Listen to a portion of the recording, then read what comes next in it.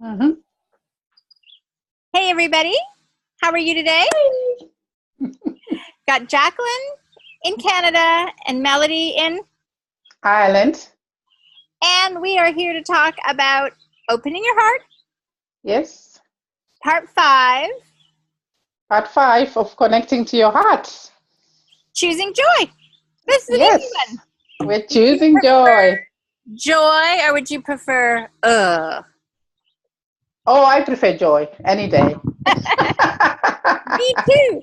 So, how Hmm. does someone go to choosing joy when they're feeling Um, well, you decide that you want joy in your life. Joy is more of an attitude of the heart. That's what I call it. It's how you want your heart to be.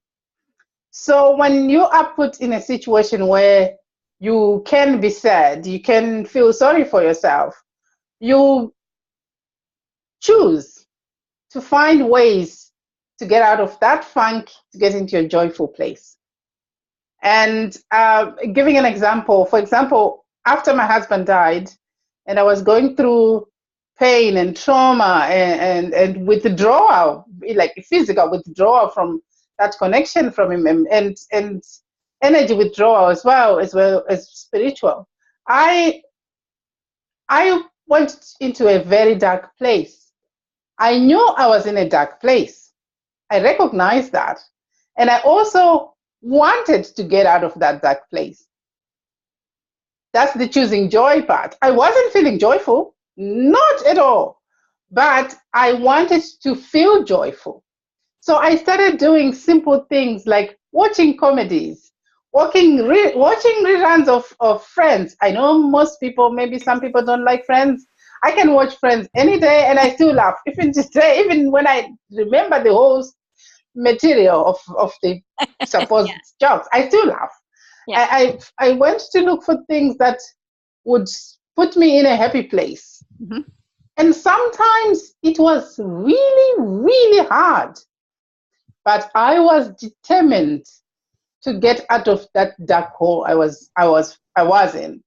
And I think that's why I feel, or I think that choosing joy is not an easy thing, but it's doable. So, as you said, you chose joy. You had to decide to turn away from really the dark. So say, I don't want this anymore, and I'm Hmm. choosing joy. So you made that decision, and as you chose joy, then you started to have ideas pop in your head, like watch comedies. You know, Yes. Yeah. Yeah. and, yeah, uh, and and and reading, trashy novels that are chick lit that have fluff in them. I call them my fluff novels. Those going as low as reading Mills and Boons. I'm not dissing Mills and Boons. A lot of women find a lot of happiness from them, right. but to me, those are the books I read when I don't want my mind to be engaged Mm-hmm. whatsoever. I'm finding an escape. Right. Yeah. And also looking at music, listening to music that made me feel happy, Right. positive, lively, dancey type of music, because my body connects very well with music. So the moment the rhythm starts, my body starts to move, and in that movement, I'm freeing myself from this pain and this sorrow and the darkness that being sad made me feel. So, do you have a favorite song that you would put on to dance to bring that joy? I, I have a lot of songs that I loved and I still love, but it depends on the time and the situation. Sometimes it's just a song that's crazy that makes me feel um, uh, dancing and whatever. Sometimes it's a serious classical Mozart long song that would, that dun dun dun, yeah, exactly. It also does something to me, Mm-hmm. and sometimes it's Neo. I love Neo. I love the way he sings. I love the way he pays homage to women, Yes. and I would get into that space as well. just so I move my body, just so I feel like I'm alive.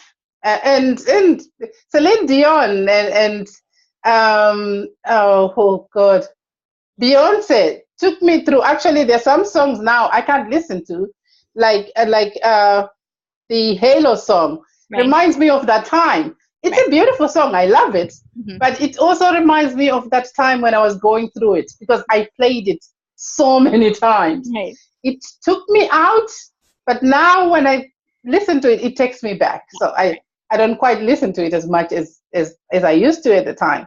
So it depends. There are some songs that saved me because of the lyrics of the songs, and some of them would be because I could move to them, and I love that. Right. But that's me. You can do whatever you want. We also started doing a dance night with the girls, with our girls here and my sister. And the whole point was every Friday night we just said, right, we just play any songs that we want and we dance for an hour, and we don't even need to dance in rhythm as long as you're up there and you're moving your body, even if it's just to thump your foot, one foot, you know, that's all you need to do. But it was our attempt to get into the joyful place. And afterwards, we would be laughing at each other, we'll be teasing each other, and you're already shifting from a place of pain to a place of joy. Yeah, and I think when you, for me anyways, that sense of joy, it's even greater than happiness, because happiness for me, I did so much, I was happy, like smiling on the outside, but not, joy is like all the way from my toes. That's what it feels like. It feels like it just bubbles up, and it's a presence. It's this bigger thing than me when I'm choosing joy and I'm in that joy, and I see the world differently. Yes, I think happiness to me is more from an ego space. I want people to see me that I'm happy, I'm smiling, and I'm laughing, and everything is all right, even though I feel rotten inside.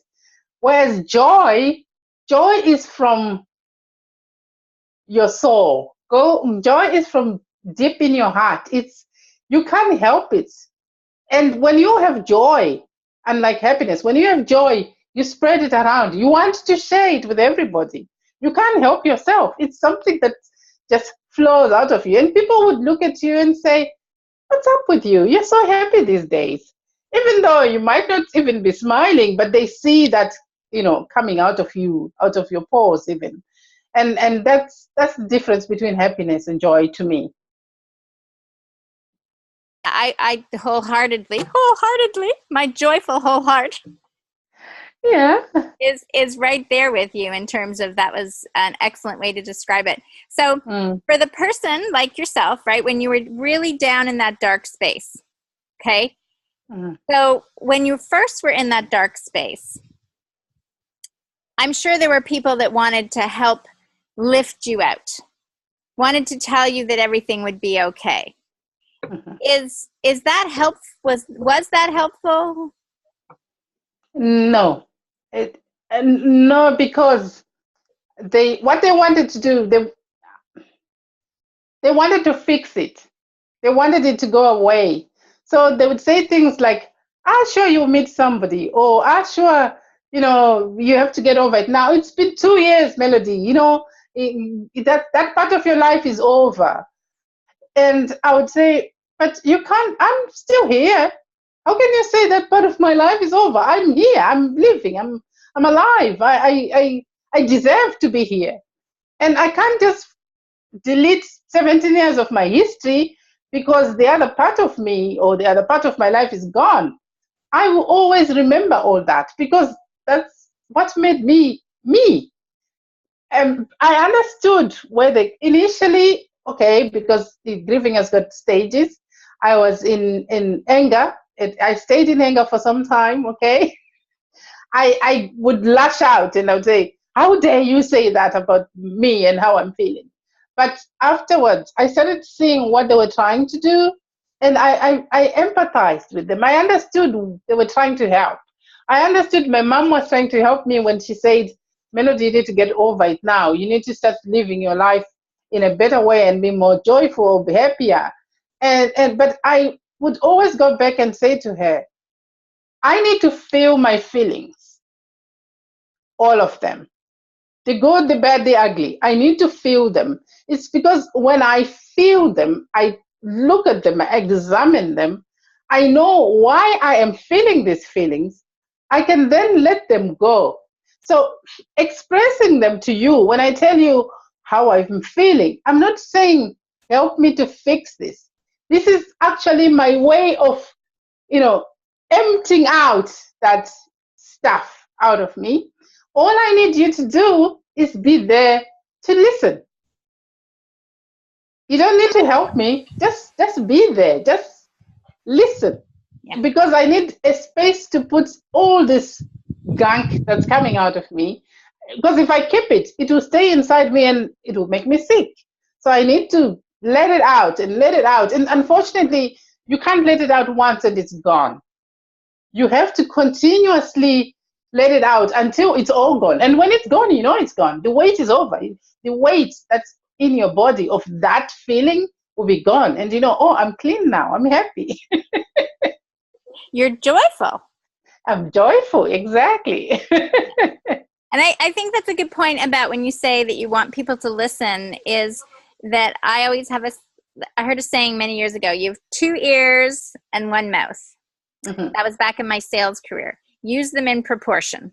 So if we all took the time to listen to what that person is saying, and then versus just speaking out our opinions, we probably are creating that space for them to find their own answers.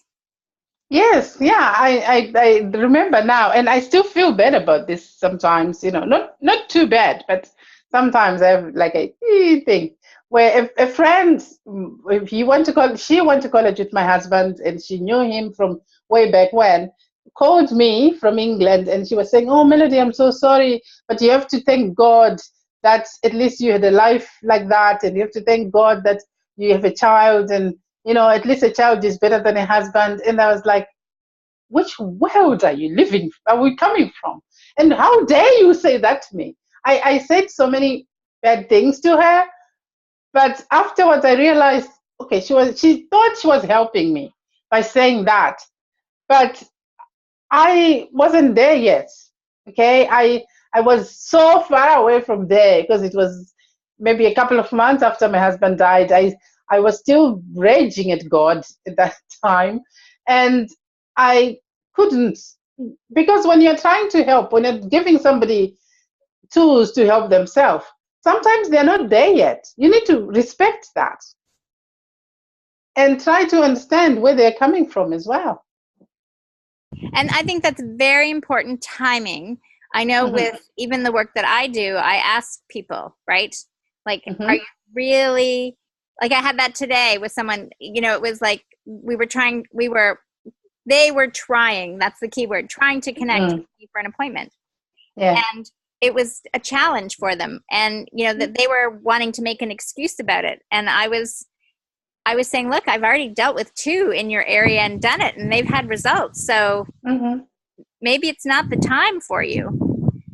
Yeah, exactly. And it's like being honest with ourselves to say, yeah, we're not quite ready to let go of our pain, right? So I've had, sorry. For you that decided, so at that point you've been going through, everyone's been trying to help you. Was there a moment, was it an aha that you said enough, or something that happened that sparked you to decide that I want joy?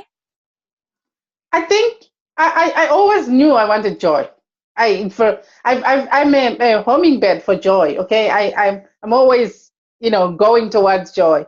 I also knew when he was going through his illness, he had cancer, so it's a process.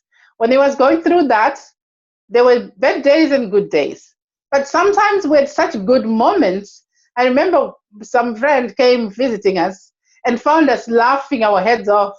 And they said, "But you're laughing." And I said, "Yes, but how can you be laughing at this time?" And I said, "Because this is the time to be laughing.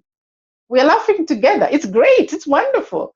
And they were so confused. And they said, well, there will be a time for me to grieve. There will be a time for me to be in pain. This is not the time. And even his doctors, when they told me he wasn't coming home again and he was going to die, I didn't start crying. And she literally, folded her arms like this and looked at me, waiting until I said, are you waiting for me to fall apart? And she said, and she couldn't say yes because that's inappropriate. So and I said, because this is not the time for me to do that. For me, this is time for me to be there for my husband in his last moments, in the best version of myself I can be. So if I need to smile, so he sees my smile for the last time, that's what I would do. Whatever I need to do for him is what I would do. The falling apart, the losing it, the whatever will come. I know it's coming, but this is not the time. And she was so surprised. And I said, and talking to you right now is wasting the time I could be spending with my husband. If you have nothing else to tell me, I'm gone. And I got up and I went. But I knew I was going to be in a difficult place from before it started, because my mom had told me when we had been dating for 2 years, we had not even made a commitment to get married at that time. Mm-hmm. She said to me, if he breaks up with you, you're going to kill yourself. You love him too much. And I said, that's never going to happen. Well, with the arrogance of youth and everything, I said, sure, you will never do that. So I knew what was coming and I knew how difficult it was going to be. But even my imagination was not enough for what I went through. I knew it was going to be dark. But while I was in that dark space, from the get-go, I wanted to be out. So I'm just going to throw this out there. Is it possible that your mother's comment way back when actually seeded some of the grief you went through? I don't know, possibly. But you see, I had a very strong connection with my husband. Mm-hmm. So much that when he went away on business, sometimes I couldn't sleep. Like the first night, I wouldn't be able to sleep. This was always the norm. And when he was away or he was coming home, my heart would go into this thing of excitement. Before I even knew, like his job was, he was a programmer. He would come home whenever. Mm-hmm. And sometimes he would come home late, sometimes early. So I wouldn't know what time he was coming. But my heart would tell me when he was coming. I would know he was coming because my heart would get very, like this funny excitement. That was always a spiritual thing we had. So to break that, to be able to allow him to go, it wasn't easy. So it really was like the say, two become one. Yes. You had come together like this. Yeah. And now that had gone. Yeah. In that one sense, but it was still around wanting to help you become strong on your own. Yes, and that's the worst part. I could sense that. Mm-hmm. I could feel that. I could feel his presence, and I wanted him so much to be there in body because his essence was with me. Yeah. And I think until he decided, because we talked about this, not face to face, right? But he told me that he had to go because I asked him to go and talk to Siobhan because Siobhan wasn't coping and I couldn't help her. Siobhan is our baby. And I said, will you go and try to help her? And he said, well, if I go to her now, she won't understand that I'm gone. I need her to get that I'm gone first, then I will come and console her, which makes perfect sense. But he stayed with me, and until he was gone, I kept holding. Like I would wake up every day hoping he would be in flesh again. Yeah. And I think he caught on that this woman is going to get very comfortable and just think, sure, we can have this life, and so I better leave her. And then he left. And he does come back now, but he's not constantly with me. Or maybe I don't sense him enough because we have been apart for a long time. Because he promised me he was never going to leave me. So I know he's somewhere. When I need him, he will come. Just Well, like those days when I was in that darkest spaces, he would come. He would come to me in my dreams and in my sleep, and I would feel the love and the console, and then I would wake up feeling better tomorrow. yes. Yeah. And I know some of you might have never had those experiences, but they do exist, right? We live in a multidimensional universe, and some of us are much more acutely aware of the different realms. And, there's so many more stories that are shared consistently that when one departs from the physical realm, they are still present and they're still here, and each for a different period of time. And I think actually if we could really see what was going on, we'd see that there are countless numbers of people, spirits and souls that are filling the air, and we wonder now why sometimes we say things, and it's because that person, that spirit that we don't say, was saying, hey, say this, and you're like, yeah. So it's really, that connection is unique and special, and hence why you had so much to go through in order to stand strong. And now that you can share the story and give people the opportunity to really open their heart. And I didn't kill myself. That, okay. Yes, we are laughing about that. Okay. Because I did think about it. I thought about it seriously. I considered it. But I'm a logical thinker as well as a very spiritual person. I started thinking about things like, well, I met him when I was 19. Between the ages of 0 and 19, I survived without him. So I can survive after this. I have to survive, because otherwise, what would have been the point of me being born? I wasn't born so that I could have a few years of happiness with him and joy, and then that's it. My life is over. That's just too ridiculous. And these would be conversations I had with myself. I'm not saying I've said this on this program before. See,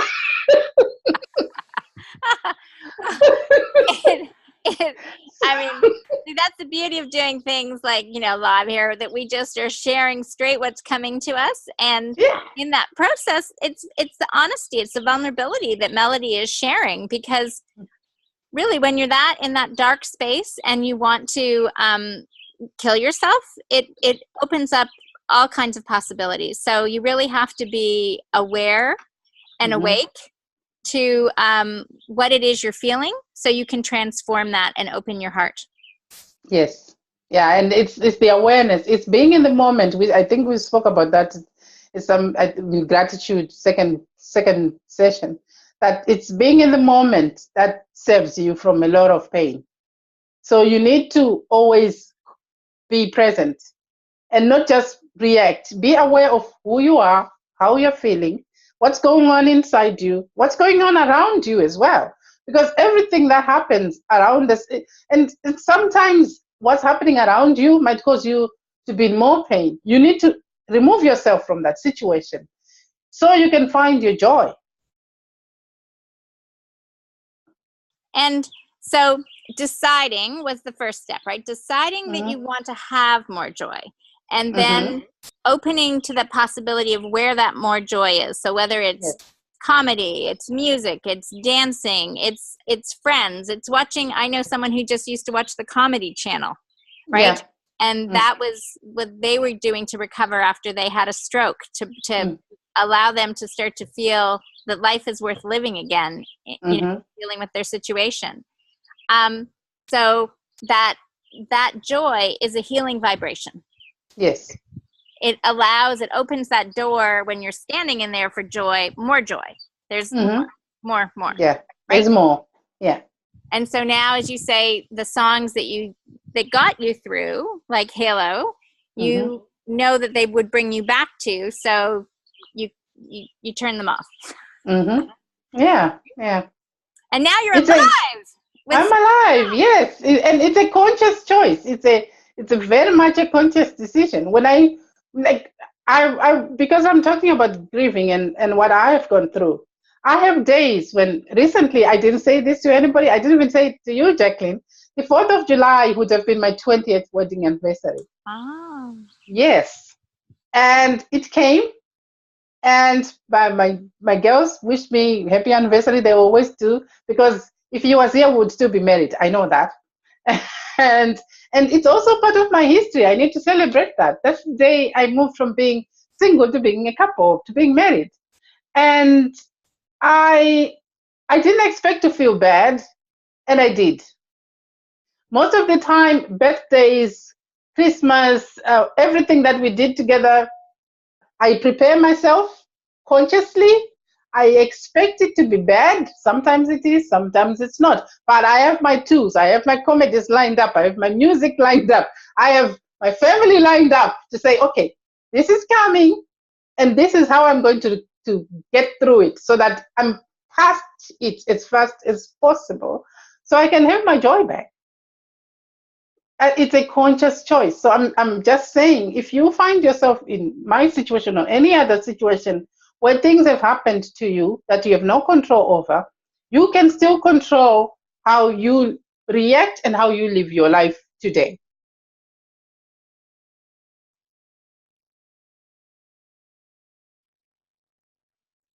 I've lost you, Jacqueline. That's the one thing we have, is our ability to choose.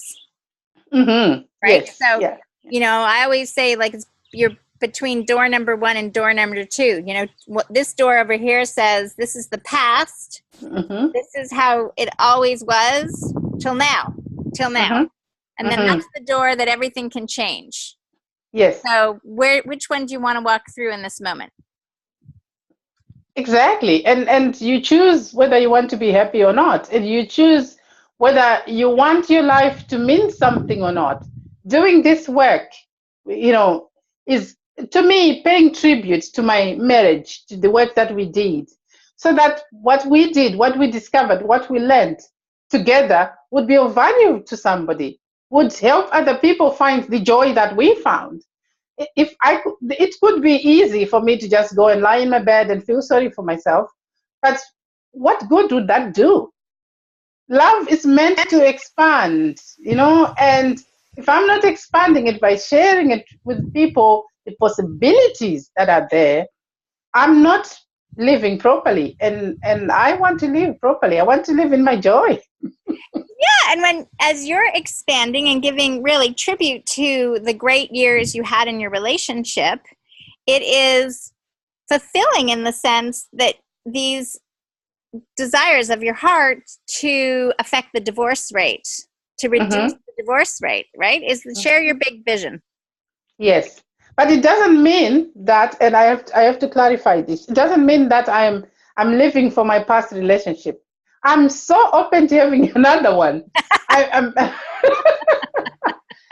and Yes, and did you hear and that? I She's open. yes, guys, I'm open to having another one that takes me even higher on my spiritual journey. Yeah. And but the experiences I've had have made it possible for me to meet another man, different in every way, and still have a great relationship with them. Right. Because I have the tools now. And because you've already had a good relationship, it can come in a totally different package, not like our previous conversations where we carried our baggage around and we went, he's different. He's tall and dark as versus short and blonde, and he's still the same pattern. Yeah, exactly. So yes, you're ready for when the man arrives. You're ready, but you deserve to have another beautiful, loving, passionate relationship. Yes, that's what makes life worth living, isn't it? Sharing it with everyone and sharing it with people like you that I just met this year, and now we're great friends. And, Yeah. and sharing it with all our listeners who would also benefit from learning what we've learned and what we are learning, because this is not an end journey. Until you die, you continue to learn and to absorb and to rise higher and be more joyful as you do it. So is there a recipe, but, you're adding the music and the dance and the comedy and you're the choice. Is there any other special ingredient to that recipe of choosing joy? I just think the best thing is to be choosing joy, to choose it consciously, to want it so much that you would do everything you can to get it back. Because at our most basic level, we are joyful people. Mm-hmm. Oh, the other thing you can do is play with babies. Play with babies. I have a little nephew. He's turning 1 in August, and we haven't had a baby for 10 years in our family, and I don't even see him that much. I speak to him on the phone. Right. And I speak to him on the phone and I say something and he says, I can tell what he's saying. But his laughter and his happiness and his, the way he just approaches his life, it fills me with so much happiness. And even his little photographs, his father is besotted with him. So he takes a lot of videos and photographs, right, and puts them on our family group. And everyone just goes, oh my goodness. If you can find babies anywhere, play with babies. They bring joy to you so quickly. If you can't, there are loads of Facebook and YouTube videos of babies laughing. Yeah. Just watching 2 minutes of that will do you a world of good. It's true. A baby laughing, they have that cutest little giggle when they're like... Yeah. It's infectious. You can't help yourself. It is. And actually... that's the type of infectiousness that we want in the world, is joy and happiness and laughter to be passed on to other people, because it too has that, connective, transformative effect on people. So when we're happy and joyful, we actually are affecting others. Oh, certainly. Yes. Yeah. So we've gone through, this is part 5. So the first one, they've been listening to the heart meditation we recommended, right, that they could download. Yes. And that you were suggesting to do it for 21 days, right? Yes. We've gone into gratitude. Yes. And forgiveness. Yes. And healing. Yes. Now we're choosing joy. Yeah. What is coming up on day 6? Acceptance or satisfaction. Okay. Acceptance. Okay.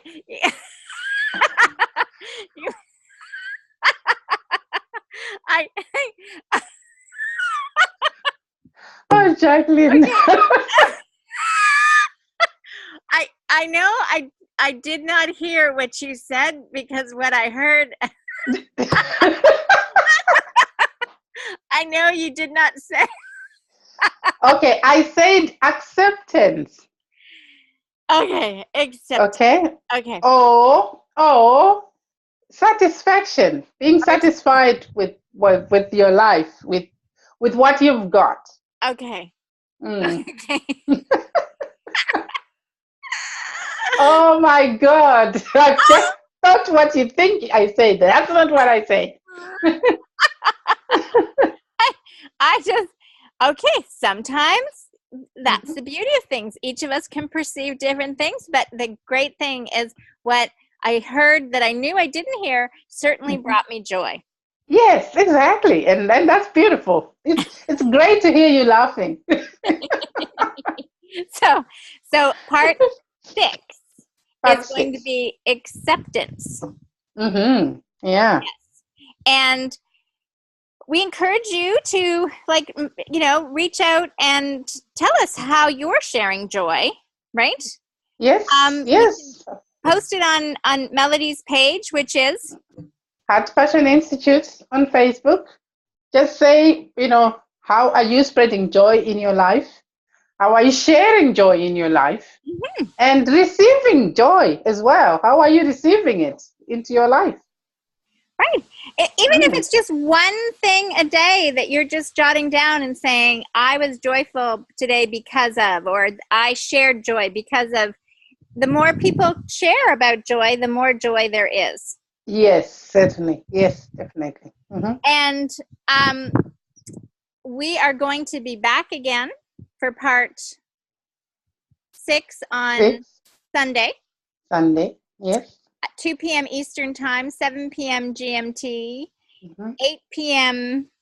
Central European Time, and that would be like 3 a.m. in Sydney, Australia. Okay, so Oh, if you want to really? get up and listen to us out there,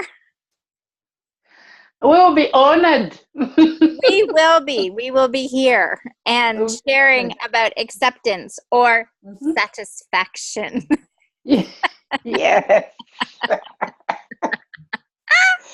Oh, goodness. I love you, Melody. Mwah.